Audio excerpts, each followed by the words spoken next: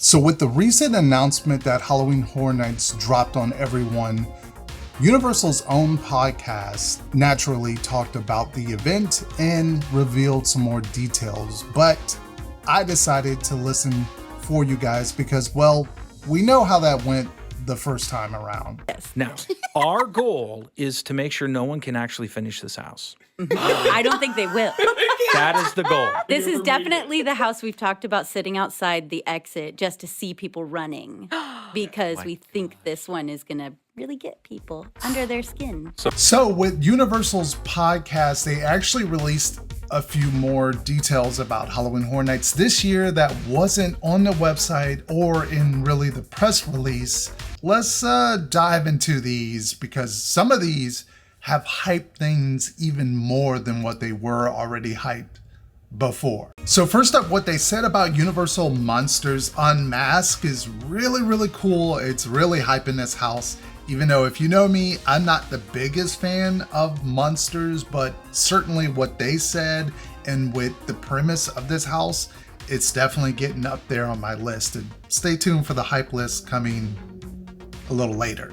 But they did state that we will enter the catacombs. We're going to see all these different characters, and that we will sort of maybe go back up to some of the streets. So it's going to go kind of like maybe dark and scary and then back up to the streets. And then they said the finale, all hell is going to pretty much break loose. I'm pretty much expecting that we're going to see a lot of these characters in the end, sort of like bam, bam. Just a little bam, bam. And they also state that they like to use knives. So if you don't like knives coming at you, stay out of this house. And up next, we're going to talk about one of the most interesting houses that's actually based on the ride, which is Dueling Dragons.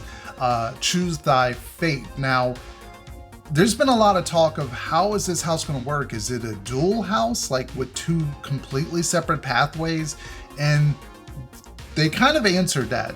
No, it is not. Yeah, so it seems like towards the end, there might be sort of a pathway that you can choose, and that there are 4 total different endings. So what I'm assuming is you come up to a path in the house, you choose left or right, and then each one of those is going to have 2 alternate endings where it might be one person winning and then it might be the other one winning because, you know, cast A, cast B, maybe cast C and D type of thing. And they state that we will go through the forest into the castle. These characters do get turned into dragons, as well as the castle is going to crumble and there will be some sort of ice, water, fire effects. So that's going to be exciting to see. And they also stated that if you are staying at Cabana Bay, obviously they have the Chucky playground experience thing there, but the Swizzle Lounge is the spooky Swizzle Lounge. They announced the theme on the podcast, which is supposed to be, and as well as Pumpkin Lord's lair. So not Pumpkin Lord, but maybe stuff from his lair. I don't know. We'll obviously have video coverage of it and stuff once it pops up. And on to probably the coolest thing they talked about was Dr. Oddfellow. Really dope of how they are diving into this icon. I haven't seen them do this since I think Bloody Mary kind of overtook the whole entire event and all the theme from the website and her world and the scare zones kind of interconnected. So we learned that Dr. Oddfellow will be in fact in every single scare zone, but he will not be himself in every scare zone. He actually changes shape. So you might spot a monster in a certain zone that looks like it resembles Dr. Oddfellow or has maybe a connection. We'll talk about that in a second. You see with Dr. Oddfellow's house in some of the scare zones, there's actually dates listed. Now that is important because basically the first one that we see is the Jungle of Doom. And that is where you're gonna see Dr. Oddfellow retrieving the skull amulet thing that gives him the power. That's where he finds it. So that is the 1920s. Dr. Oddfellow's house is in the 1930s, and so that's going to tell that story.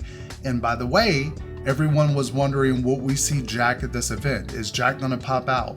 Jack, they officially released that information. Jack is indeed in the house, but not quite what we were expecting. It's gonna be a silhouette, they said, somewhere in the house, maybe towards the end. If you may miss it, but it's gonna be sort of a silhouette telling that story of Jack being killed by Dr. Oddfellow.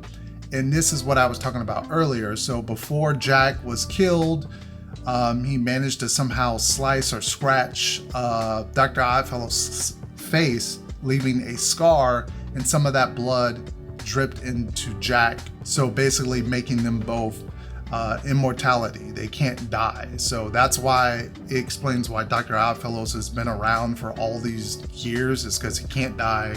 And that's the reason why Jack can't die either. But with that scratch applied to Dr. Oddfellow's face, that leads us into the next scare zone, which is Shipyard 32, taking place in the 1940s, and where you're going to see Dr. Oddfellow in this zone, but maybe it might be a creature with a scar on its face, because this takes place after that. So you're just gonna have to really look at the monsters. You might notice them. We'll obviously try to find all the Dr. Oddfellow characters when we're there, but that's gonna be kind of fun to kind of see it. They also stated for this zone, there will be monsters that are from Horror Nights history or maybe from the past that have been there, as well as Universal sort of sneakily put this on their Passholder benefits website. If you are a Passholder, you actually get 15% off their Taste of Fear event that they're doing in the month of August. But don't tell them I told you this. And of course, we have more coverage to come. We have construction updates. We're going to be there opening weekend, filming everything. So if Halloween Horror Nights is your jelly to your peanut butter, stay tuned to the channel.